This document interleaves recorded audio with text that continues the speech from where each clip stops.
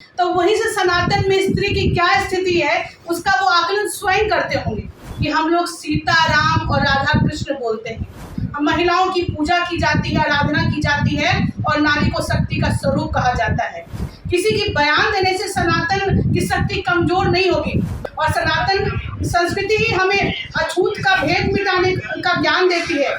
लेकिन सनातन को जो नष्ट करने की जो भी बात करेंगे उनका समूल नाश हो जाएगा। लेकिन सनातन सभ्यता थी, है और हमेशा से रहेगी, उसकी जय है और विजय है। नमस्कार, मैं हूं अनूप नारायण सिंह और आप देख रहे हैं बिहार टॉक के डिजिटल प्लेटफॉर्म को। तमिलनाडु के मुख्यमंत्री के बेटे के बयान कि सनातन धर्म को समाप्त कर दिया जाना चाहिए, इसको लेकर बड़ा विवाद खड़ा हो गया है। लेकिन इसी कड़ी में राजद के वरीय नेता शिवानंद तिवारी का बयान आया है कि सनातन धर्म है, इसमें महिलाओं की पूर्वापेक्षा की गई है, प्रताड़ित किया गया है। इसी विषय को लेकर हम पटना में बीजेपी प्रदेश कार्यालय में मीडिया पैनलिस्ट डॉक्टर प्रीति शेखर से अभी उनकी प्रतिक्रिया ले रहे थे। पहले सुनिए कि डॉक्टर प्रीति शेखर क्या कुछ कह रहे हैं इस मुद्दे पे।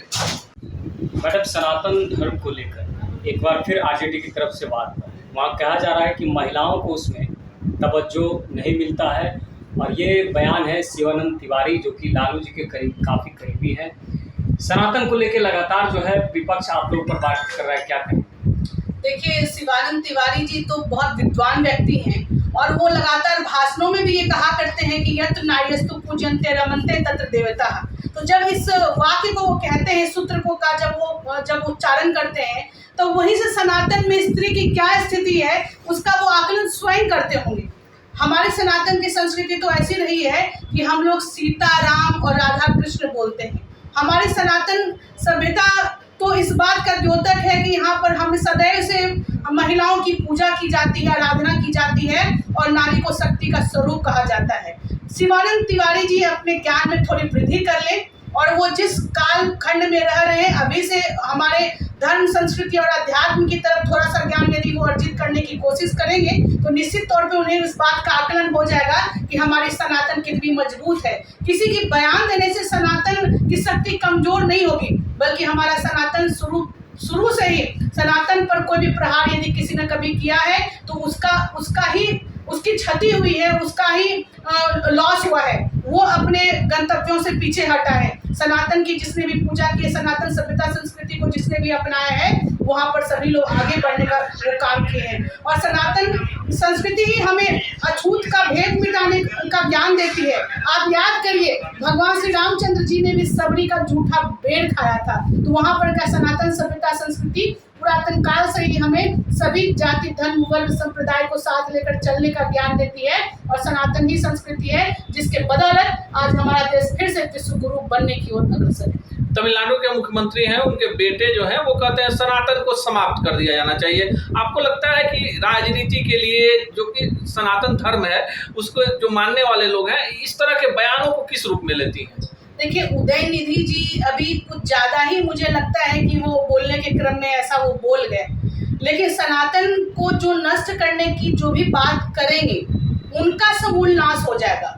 सनातन ने हमेशा लोगों को अच्छी दिशा दी है, अच्छी दशा दी है और अच्छे मार्ग पर आगे बढ़ने के लिए प्रेरित किया है। और जो तमिलनाडु के मुख्यमंत्री के जो सुपुत्र हैं, वो जो अपनी अल्प ज्ञान को अपने भाषणों के माध्यम से सनातन पर जो प्रहार कर रहे हैं, निश्चित तौर पर वो अभी बहुत कच्चे हैं। सनातन सभ्यता संस्कृति तो हमारे देश की धरोहर है, इसी पर हमारे पूरे राष्ट्र की बुनियाद टिकी है और आज पूरा विश्व के दूसरे देश भी सनातन का अनुकरण कर रहे हैं, हमारी सभ्यता संस्कृति का अनुकरण कर रहे हैं। यहाँ का जो हम योग जो सनातन संस्कृति की एक पद्धति रही है, योग जो क्रिया रही है, उसका लोग अनुसरण कर रहे हैं। यहाँ का जो वसुधैव कुटुंबकम की बात जो हमारी सनातन संस्कृति में कही गई है, उसका दूसरे लोग आज अनुसरण कर रहे हैं। जो परिवार की बात हमारे सनातन संस्कृति में कही गई है, उसका दूसरे लोग अब अनुकरण कर रहे हैं। और यदि उदयनिधि जी, अगर आपको ऐसा लगता है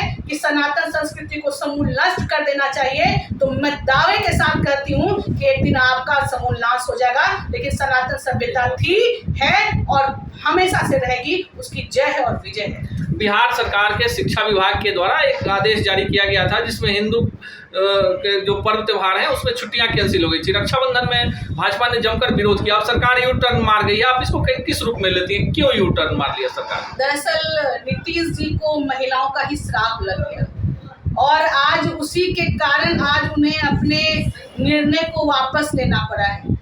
के पाठक जी ने जो तुगलकी बयान फरमान जारी किया था, हमारी जो हिंदुओं के पर्व त्योहार की छुट्टियों में कटौती करके जो उन्होंने एक फरमान जारी किया था, उसमें वापस उनको अपने आदेश वापस लेना पड़ा। या निश्चित रूप से जिस प्रकार से रक्षाबंधन जैसे पवित्र दिन में हमारी जो बहनें हैं, उन्होंने अपने बहनों की कलाई पर वो राखी नहीं बांध पाई, जो हमारे शिक्षक भाई थे उनकी कलाइयाँ सूनी रह गई, दोनों के ही आंसू उन पर पड़ गए और आज उनको अपना बयान वापस लेना पड़ा। मैं एक ही बात कहना चाहती हूँ, नीतीश जी आप तुष्टीकरण की राजनीति छोड़ दीजिए।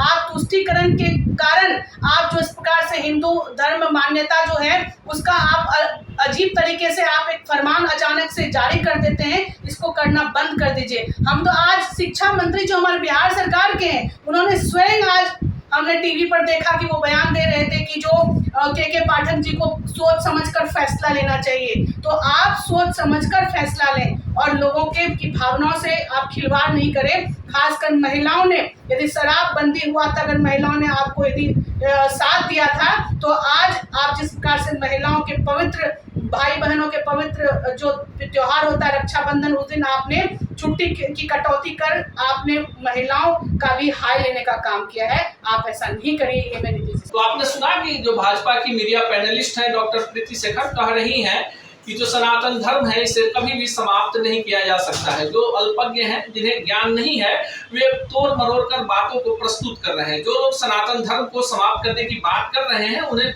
संपूर्ण सनातन धर्मियों से और देश की जनता से माफी मांगना चाहिए। ऐसे बयान राजनीति के साथ ही साथ समाज के लिए भी बड़ा खतरा है और भाजपा इस तरह की राजनीति नहीं करती है। यह देश की जनता को देखना है कि कौन देश को तोड़ने का और जातीय उन्माद फैलाने का काम कर रहा है। मिलेंगे इसी चैनल पर ऐसे ही खबरों के साथ। दिन भर के अपडेट के लिए बने रहें बिहार टॉप। ऐसे ही खबरों के लिए जुड़े रहिए बिहार टॉप से। यूट्यूब पर लाइक और सब्सक्राइब करें, बेल आइकन जरूर दबाएं। फेसबुक, ट्विटर और इंस्टा पर फॉलो करें। धन्यवाद।